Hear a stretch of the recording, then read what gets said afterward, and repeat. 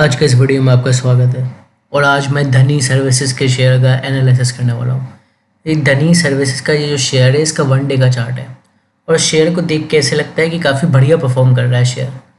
अब बढ़िया परफॉर्म ऐसे कर रहा है कि इसका पहला एक ये इम्पोर्टेंट रेसिस्टेंस लेवल था, ये मतलब यहाँ पे रेसिस्ट किया, यहाँ पे इतने सारे दिन रेसिस्ट किया, एक बार ऊपर तो गया लेकिन सस्टेन नहीं कर पाया, फिर नीचे आ गया और यहाँ पे ऊपर जाने की कोशिश करी लेकिन एक बार भी नहीं गया। ठीक है, फिर बाद में क्या हुआ कि 11 जून को इसने एक बड़ी सी बड़े वॉल्यूम वाली बुलिश कैंडल बनाई और इस क्रूशियल लेवल को तोड़ दिया इस शेयर ने। ठीक है ना, तो ये जो 11 जून वाली कैंडल थी काफ़ी इंपॉर्टेंट कैंडल थी, ये 14.5% की तेज़ी पर बंद हुई थी। ठीक है, और इसने इसकी तेज़ी का एक बेस क्रिएट कर दिया था। इसके बाद क्या हुआ, इसके अगले दिन मतलब करीब करीब यहाँ पे देखिए आप 12 जून को, तो 12 जून को इसमें थोड़ी कमज़ोरी आई, थोड़ा पुल बैक आया और शेयर 4% की कमज़ोरी आई।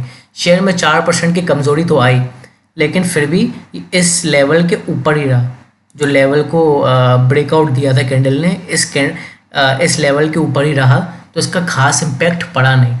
मतलब यहाँ तक आ जाता और नीचे आ जाता तो थोड़ा इम्पैक्ट पड़ता, फिर वापस से नीचे आया था, लेकिन ऐसा हुआ नहीं। ठीक है, और आज फिर क्या हुआ, आज ये अब यहाँ पे देख सकते हैं 13 जून का दिन है, शेयर जो है 8.40% की तेज़ी पर बंद हुआ है, 76.48 का हाई बनाया है और 73.96 मतलब अप्रॉक्स 74 पे ये बंद हुआ है। ठीक है, तो मार्केट कमज़ोर होने के बाद भी आज इसने बढ़िया परफॉर्म किया है, करीब करीब 8.5% की तेज़ी पर बंद हुआ है।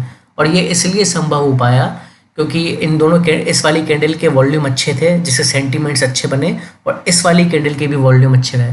इस वाली कैंडल के वॉल्यूम की अगर मैं बात करूं तो 30.03 मिलियन थे और इस वाली कैंडल के भी 30.95 मतलब करीब करीब 31 मिलियन वॉल्यूम रहा है। ठीक है, और इसके नॉर्मल वॉल्यूम जो होते हैं वो 3, 4, 5, 2, 2.5 मिलियन के रहते हैं, तो बहुत बढ़िया वॉल्यूम है।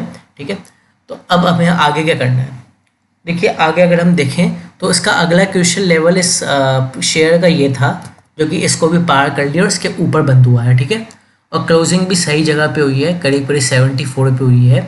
और अगर मैं EMA इसकी बात करूं तो ये 20 का EMA और एक 50 का EMA। अब 20 के EMA और 50 की EMA में आप देखो यहाँ पे क्रॉस ओवर बन रहा है, मतलब रेड कलर की लाइन है 20 का EMA है और पर्पल कलर की लाइन है 50 का EMA है। तो ये रेड कलर की लाइन मतलब कि छोटा वाला EMA 20 का EMA इसको ऊपर की तरफ काट रहा है, देख रहे हैं आप, तो इसको बुलिश क्रॉस ओवर बोलते हैं। जो क्रॉस ओवर आप देख रहे हैं, तो सबसे पहले तो बुलिश क्रॉस ओवर बन रहा है 20 का और 50 की EMA का। ठीक इसी तरह आप 100 डेज़ का EMA और 200 डेज़ का एक्सपोनेंशियल मूविंग एवरेज देखिए, ये दोनों भी इवन देखिए क्रॉस ओवर बना रहे हैं। यहाँ पे देख रहे हैं आप, यहाँ पे क्रॉस ओवर बना था 100 का EMA 200 की EMA को ऊपर की तरफ काट रहा है। ठीक है, मैं एक मिनट दिखाता हूँ, आपको दिख नहीं रहा होगा, यहाँ पे देखिए, देख रहे हैं यहाँ पे।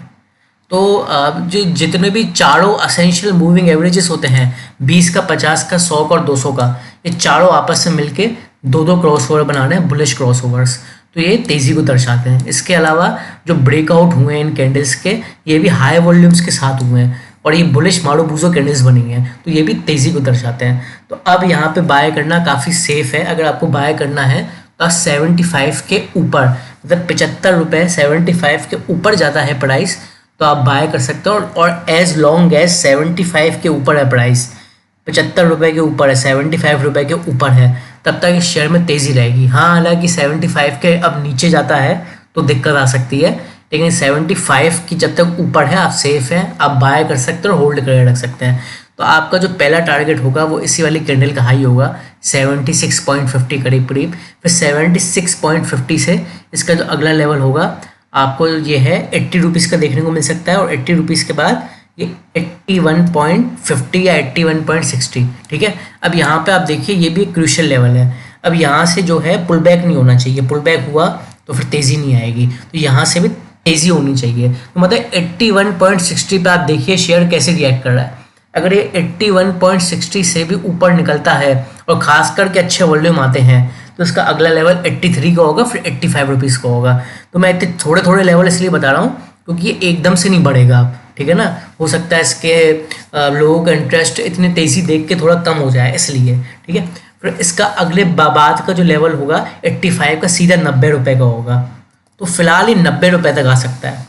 वैसे उम्मीद तो काफ़ी है कि ये 96 97 पर भी आ जाए, फिर 100 पे भी आ जाए, लेकिन फिलहाल मैं 90 रुपये का लेवल देख रहा हूँ। ये अभी अभी कुछ दिनों में मतलब जो पोजिशनल ट्रेड लेने के लिए 90 रुपये का लेवल देख रहा हूँ, और शॉर्ट टर्म में 100 110 115 जा सकता है, लेकिन फिलहाल 90 रुपये का लेवल। ठीक है, शेयर जो है चार्ट देख के लग रहा है, ऐसा प्रतीत हो रहा है चार्ट देख के मुझे कि ये अच्छा परफॉर्म करने वाला है, तो आप इसको अपनी वॉच लिस्ट में डाल लीजिए।